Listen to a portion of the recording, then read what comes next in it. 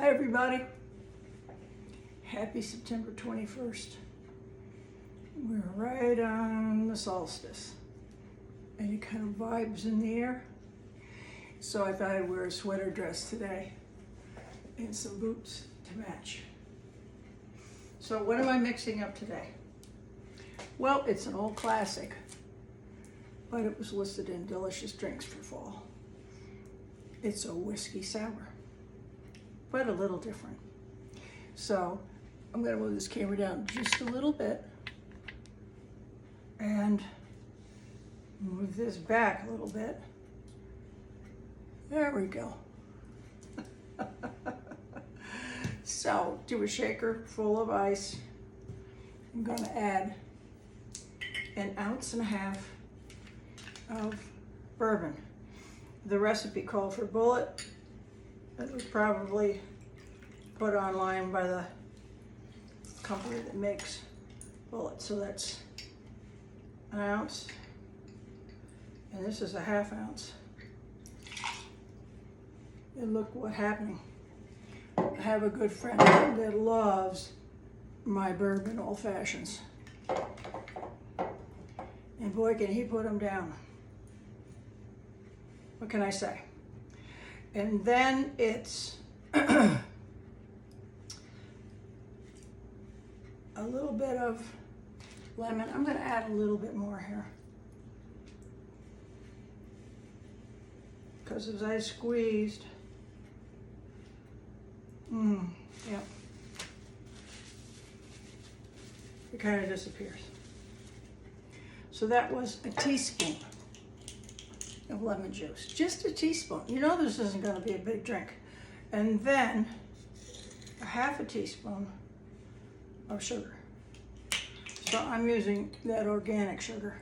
Oh yeah, that's my Santa Claus mug. That's where I keep my sugar. And then you shake it really, really good. You want to make sure that sugar's mixed in. And one of the things about the brown or organic sugar, it doesn't mix that well. So as it fall outside here, oh no. Although it's supposed to get down to 60 in the morning this weekend. And if that's the case, I cut my finger before chipping ice. So with the medicine that they gave me after the surgery, it won't stop bleeding. So I'm gonna get the glass here out of the freezer.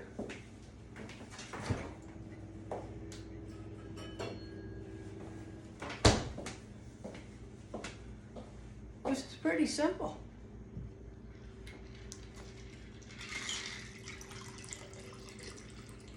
Oh, that makes a good, now that's perfect for that glass, isn't it? Look at that. Yeah. That's that old, beautiful crystal that I've had for years. A twist of orange peel and a maraschino cherry. And I think I told you before, I like to use these.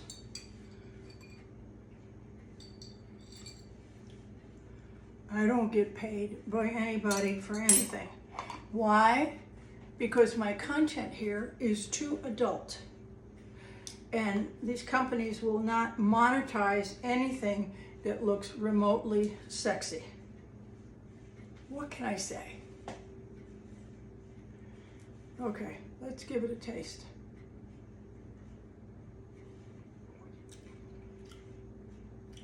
Well, it's very tart. I'd like it a little sweeter, but that's the way the recipe said to make it. But it's good. And Bulleit Bourbon is kind of on the sweet side anyway, so it's, you know, it's all an acquired taste. When I first made the Negroni, you remember several weeks ago, that was a jolt because it had gin and then it had Campari, as you can probably see over here. And those two together, even with a sweet vermouth, they're very, very bitter. But you know what? Now, that's what I order when I go out, or a regular martini.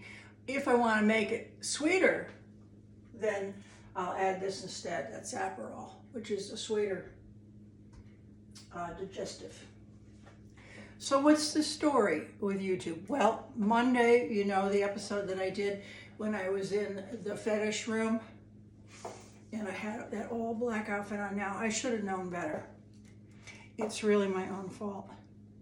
I played the video and I saw it looked like you had a peek up my skirt, but you really couldn't see anything. However, it was a hint. Well, that is just too much for this channel. And even though mine says not for kids, what I should have done is put it on restricted, which means it's adult, which means a lot of people can't see it or won't see it, which is fine. You know, so it's my mistake. A lot of the stuff that I did in the beginning of YouTube in my ignorance, parading around in lingerie with everything hanging out, guaranteed that I would never get monetized here. Although a few of you brave souls have paid for a subscription. I think I've made $16 in the last, now we're going on almost 3 years that I've been on YouTube. I did not do this to make money here.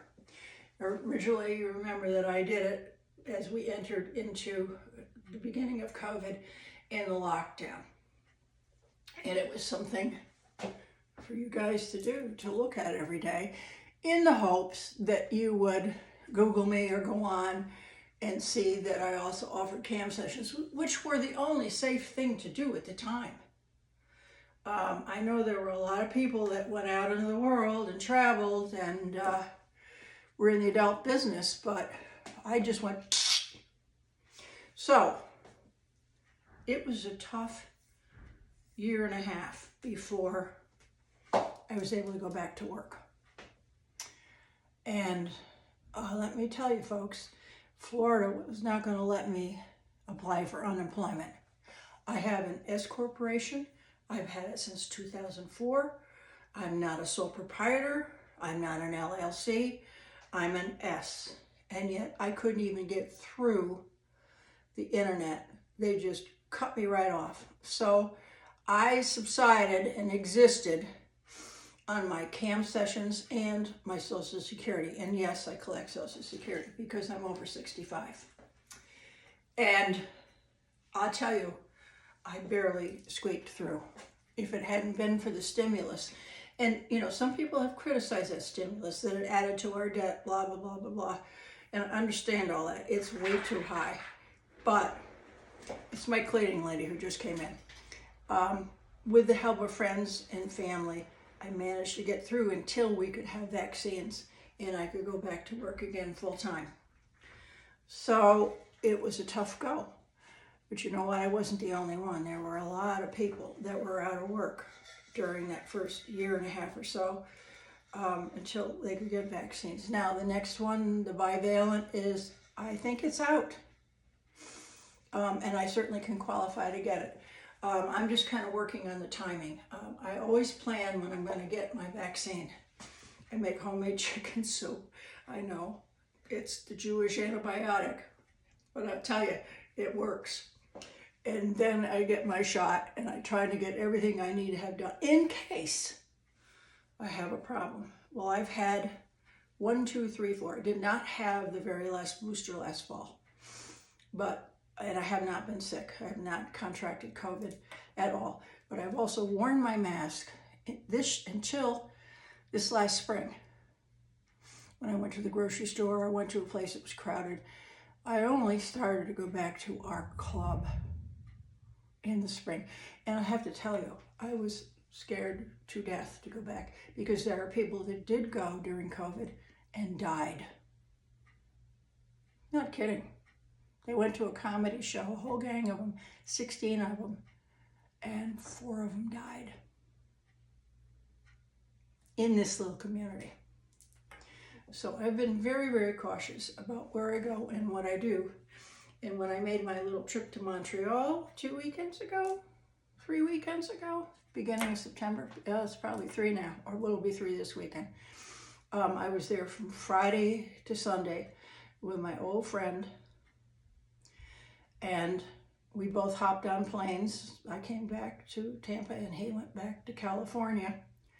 And then Wednesday morning was my scheduled test that I had to do, the exploring, taking a look at what was going on in the veins in the abdomen that go down to your legs. Because the doctor was concerned there might be something blocked.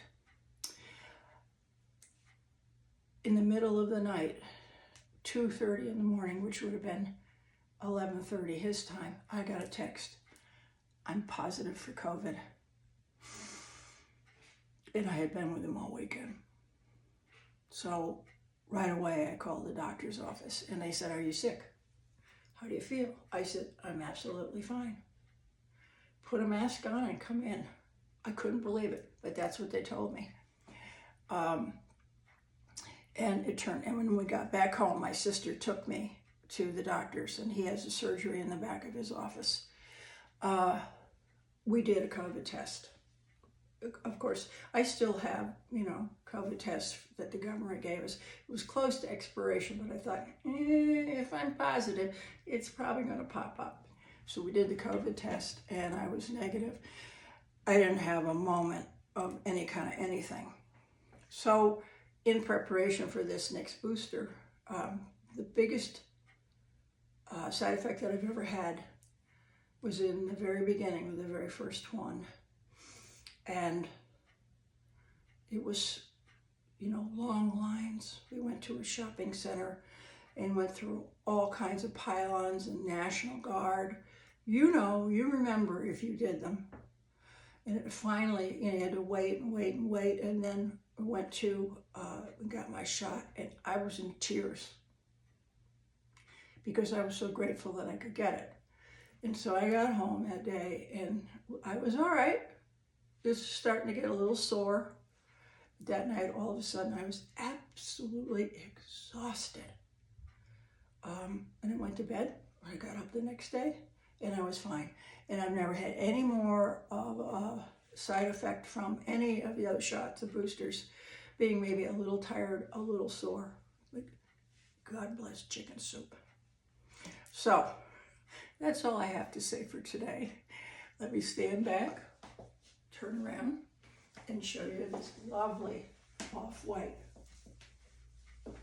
sweater dress. I think it'll be absolutely perfect for fall, and it'll be great on a dinner date, won't it?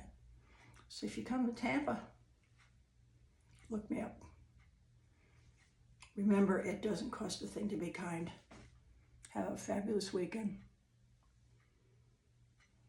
Namaste, my friends.